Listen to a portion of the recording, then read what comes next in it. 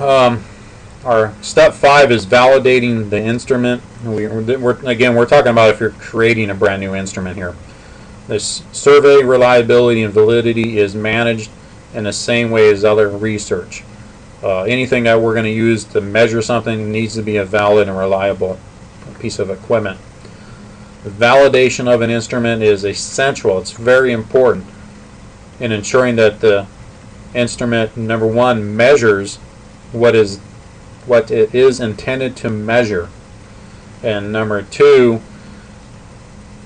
data generated allows an investigator to make decisions that answer the research question. If your instrument doesn't really measure what it's intended to measure, it's not going to answer your research question. Now, in your chapter 3 of your proposal and or study, eventually in the spring, you need to report the instrument's reliability and validity. I believe in chapter 11 of the textbook, they talked about validity and reliability, and I'm not going to spend a lot of time on this, as that was covered in previous chapters, but you need to report these. And so validity is, again, the extent to which scores actually represent what they are supposed to measure. Do they measure what they're supposed to measure? And there are 1, 2, 3, 4, 5, 6 different ones here. Criterion related validity. Does the instrument perform? Does performance relate to pre-established criteria? Does it really measure what it's supposed to measure? Predictive. Does it measure a prediction of future performance? Concurrent. Does it measure right now? Does it work? Content. Does the measure evaluate the content that was taught? Does it really measure? Again, all these are doesn't measure what it was supposed to measure. So, and I could go over in more detail on the validity. Reliability is, does it measure over and over and over and over again? Does it measure the same way every single time? So if we test it and retest it, would the instrument work the same way each time? Equivalent forms, do you have more than one form and do they measure the same way? A lot of the things you're going to read about, you're going to see split half or Cron-Bach alpha. What that is are all the questions related to one another. That's what's called internally consistent. Typically, this is going to be in most of these reliabilities are going to have R scores, which we talked about last week as relationship or correlational scores. And in your chapter 3, you just need to report it. You don't need to explain it. You just need to say that the Cron-Bach alpha for blankety blank questionnaire was, and you give the R equals whatever the numbers were. Interrelated reliability, if we have more than one individual scoring something, have they provided the scores for each of the raters?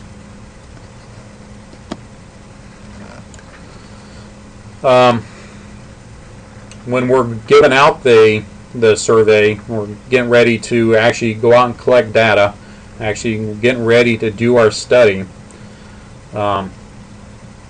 At the initial administration, we mail them, we do electronic, trying to get our subjects, our pool of individuals. There's a couple things. You can code the surveys in envelopes so you know who's returned everything. You got to provide self-addressed stamped envelopes, a cover letter, the questionnaires. If you're going to do an informed consent, you need to provide the return deadline that is specified and mail it out or email it, depending on which way you're going to do it. 1 to 2 weeks after you mail everything, you need to send them a reminder postcard. You can send them. You can do a phone call. You can send them an email of the importance of completing the questionnaire, because a lot of times questionnaires get put on people's desks and they forget about them. They need to be reminded to complete the survey. But about 2 to 4 weeks from the mail posting, You want to send a second copy of the questionnaire, shortened cover letter, revised mailing deadline, and second self-addressed post-stamped envelope. Again, you need to remind individuals to do this.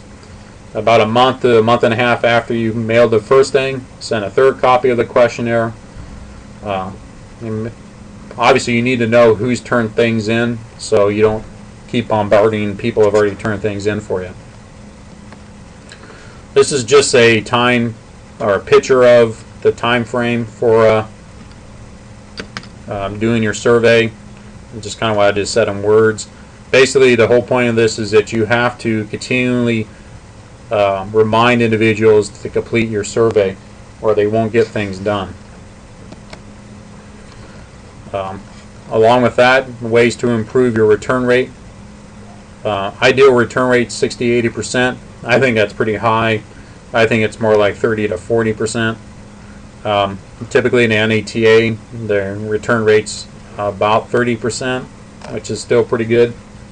But the higher the better. You need to be considerate of the time commitments and their responsibilities.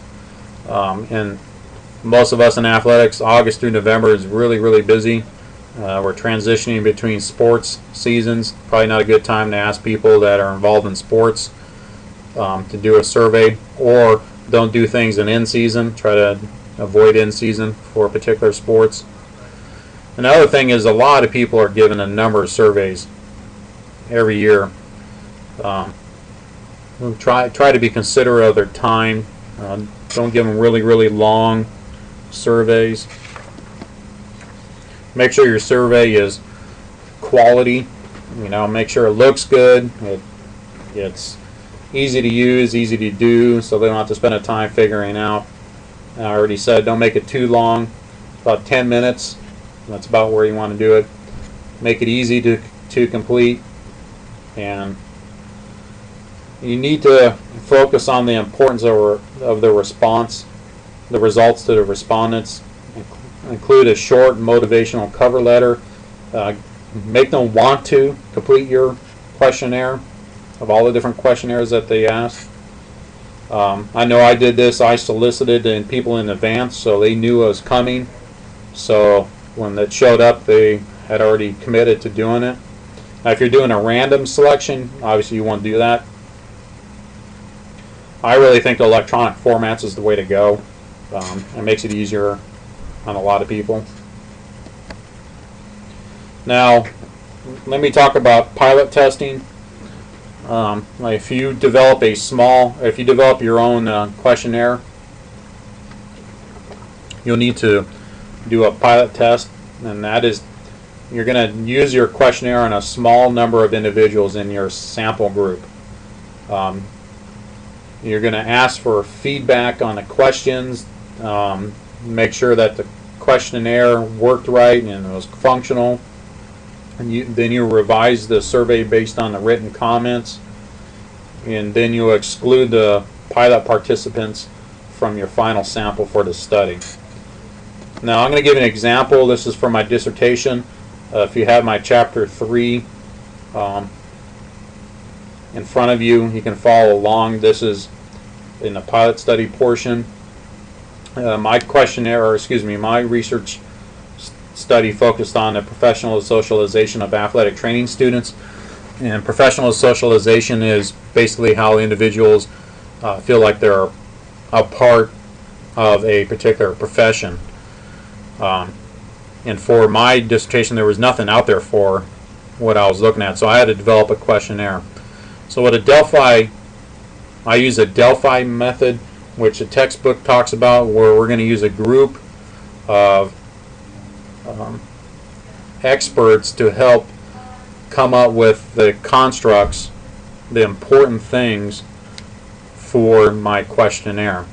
What I did is I generated a list of individuals from the internet of the program directors for athletic training education programs, program directors, clinical instructors, and improved clinical instructors. Those individuals who are involved in the education of athletic training students. And so out of those I think it was about 855 individuals. I took a number of 20% of them, randomly selected them. Basically, I used the random sample table and selected 20% based on the random numbers, and then I sent out a cover letter and all that stuff I just talked about. And with this question as an example, there was actually 7 of these because there were 7 different variables within professional socialization. So I asked them, please respond to the questions below. If you need more room, please attach additional pages. What athletic training values? Now the professional socialization had values, beliefs, attitudes, and again there were 7 of them. And for each of the different constructs, I had pretty much the same question. What athletic training values should athletic training students develop during their athletic training education program experience? Stated differently, what professional values should athletic training students develop by the completion of their ATEP experience? So this is open-ended question. I was just getting feelers on what these people who were out there that were the educators of athletic training education students, what values should they develop through their program. So I believe that about 29 people respond, and from the 29 people that responded, I made my first questionnaire, and here's kind of what it basically looked like. I defined value. So athletic training values. A value is defined as a principle, standard, or quality considered worthwhile or desirable. I got that from a definition in the dictionary. Please carefully read each statement below. Based on the definition above, determine what athletic training values should athletic training students possess by the completion of their athletic training education program. Then use the following scale to rate the importance of each athletic training value. Then there's a scale. And the athletic training values that athletic training students should possess by the completion of their athletic training education program. Professional, action, communication, respect. And what I did is I sent this scale back, this questionnaire back to the 29 individuals, asked them to actually complete this questionnaire and also rate it on the quality, the ease of completing the scale, any feedback that they can give me on the pilot test. I don't remember off the top of my hand how many people, it's written in chapter 3, responded back. I made some changes, clarified the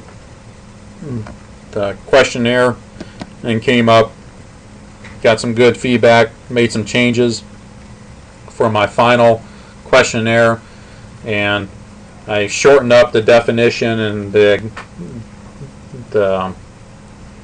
directions, and I shortened up. Now this is what I gave to the students when I sent this out to students. I did a pilot test to 25 athletic training students at Fresno State, and had them again actually take the questionnaire. I switched it to athletic training should possess the values of, and use the following scale and circle importance of each value statement. And so I had 25 students do this, and I then had my statistician run a Cronbach alpha for validity or for reliability, and came up with some good numbers. So through all this, I developed instrument validity and reliability, and measure what it was supposed to measure, and it was a reliable instrument for measuring what it was supposed to measure.